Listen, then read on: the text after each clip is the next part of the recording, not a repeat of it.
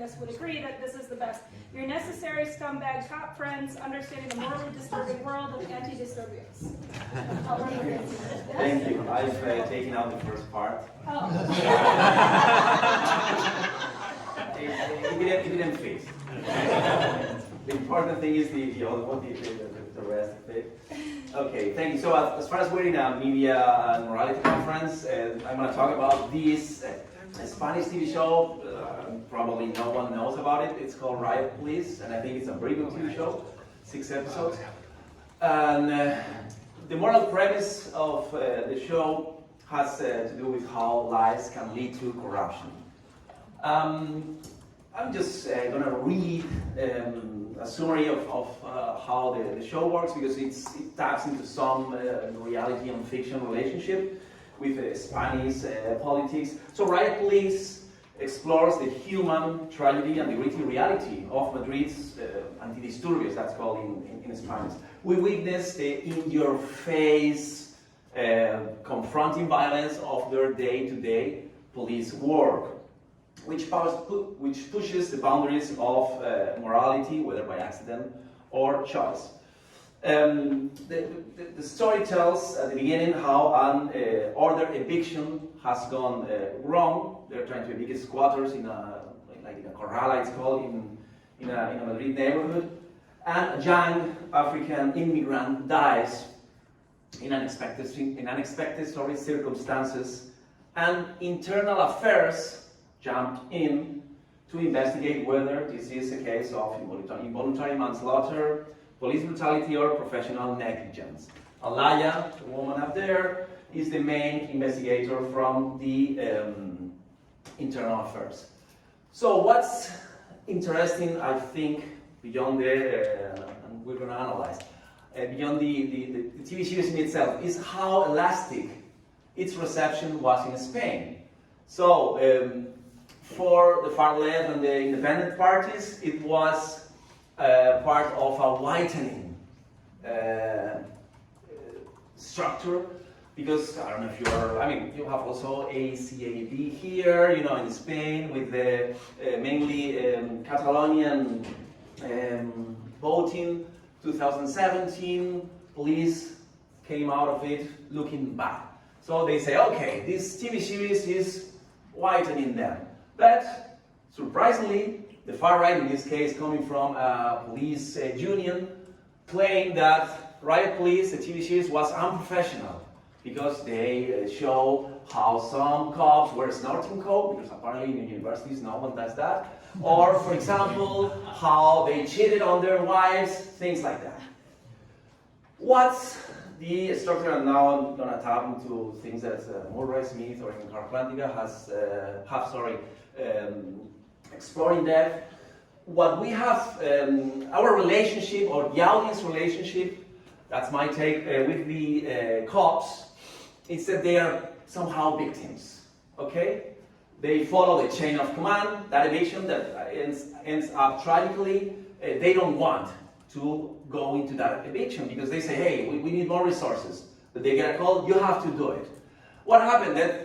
That chain of command is part of a bigger web of lies and institutional corruption.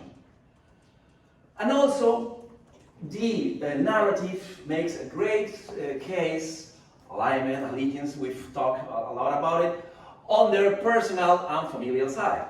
So we spend time watching how, this blue collar, because all of them come from not really rich extraction, these blue collar cops at the end, one has to drive every weekend 500 miles to visit their kids, another one has serious back injuries, and the third one has, we're going to show it here, this Bermejo, Úbeda, is suffering from depression. So we are somehow sided with them because they are victims of the system.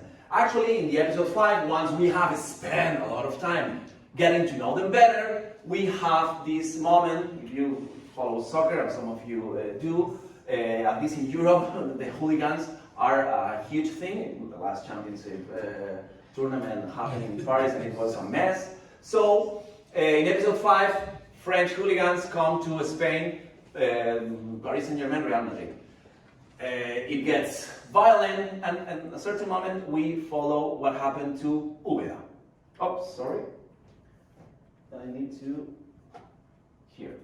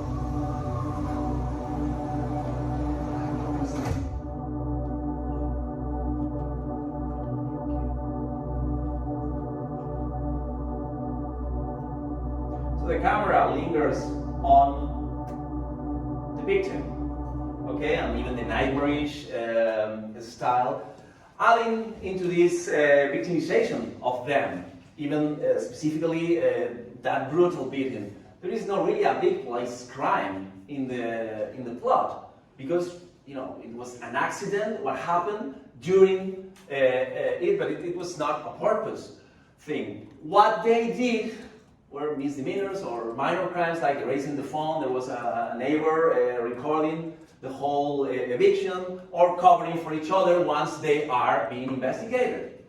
That's not really that bad. So the whole TV series, as Joshua mentioned before, there is these dramatic, interesting issues that show some moral checks and balance. For example, we see how they face labor and personal consequences. No payment for 2 weeks, 2 of them are kicked out of their dream job. But at the same time, even with all the negative outcomes, they keep on being solid professionals. Even with the depression, that guy is up there. Even with the 2 kids to feed, the other is able to maintain the cool head to be good professional. Save for one of them. Again, this dramatic balance and balance. So what happened with this character that can be like the despicable exception? That after the brutalist scene we've seen, we've watched, we have this other one that I think is interesting, about this moral complexity.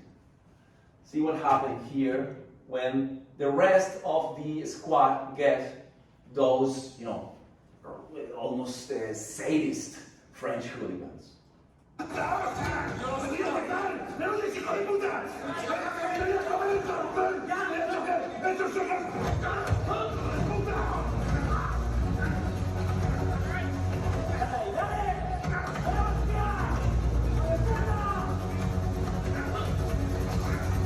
Well, you really need subtitles. They were beating those 2 guys that we haven't met just for 3 minutes.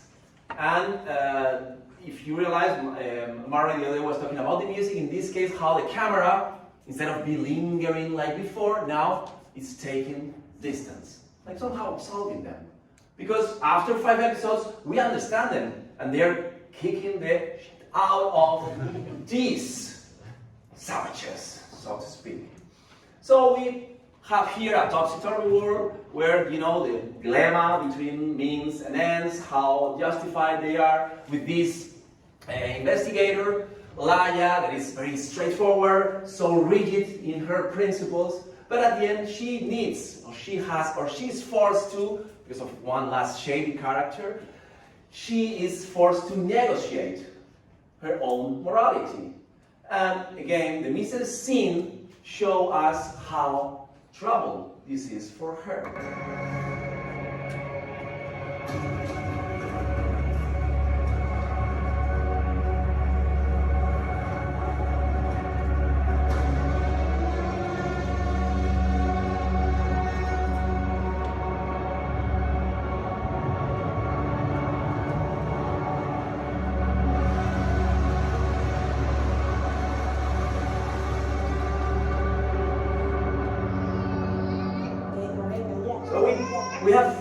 witnessed her pay a huge price, personal, familiar, because she was pursuing the truth. And at the end, she negotiates the truth with that shady, corrupt character. Means and ends. So that takes me back to the elastic reception. How is it possible that the same TV series can get so different outcomes in not really TV criticism, but political battling regarding representation? Because in the case of Riot Police, moral complexity, I think it's an essential artistic achievement. And here is the last jump I'm going to make.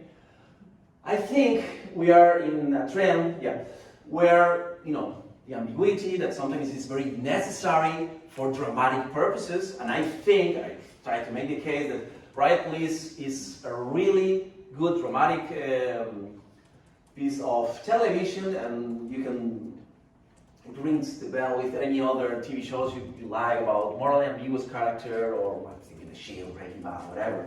But the idea is, and that's why I'm choosing this, cultural appropriation and diversifying the elves, from perhaps to extreme of the political, ideological aisle. The idea of the moralization of entertainment, because we are in this media morality, and I think we are in, no pun intended, a black and white moment where we can see polarization at all levels. Reasons could be social media and several reasons that are not really interesting right now, and this friend and enemy mentality. And my point is that I have the sense that entertainment is being really infected by this friend-enemy mentality. So we can have these TV shows or movies that we feel disgusted morally. Why? Because there is this moral boycott, or we hate the politics of the author, or quite the opposite. Not cringy in this case, but we can see, oh, this is on my side. Clint Eastwood is Republican, I'm gonna love whatever he does. I would like to reclaim the shades of gray that are very colorful inside the grayness. But subtlety sometimes is difficult. And at the end, moral complexity, as I was trying to argue, can be in itself an essential artistic achievement. And that's why I'm choosing this. A black and white moment that, if you have watched it, has some color inside that black and white. So I'm aspiring, and I've traveled 30 hours because I don't have the answers to this, but to try to expand or explore the idea of how this moralization of entertainment is affecting TV and fiction. Thank you.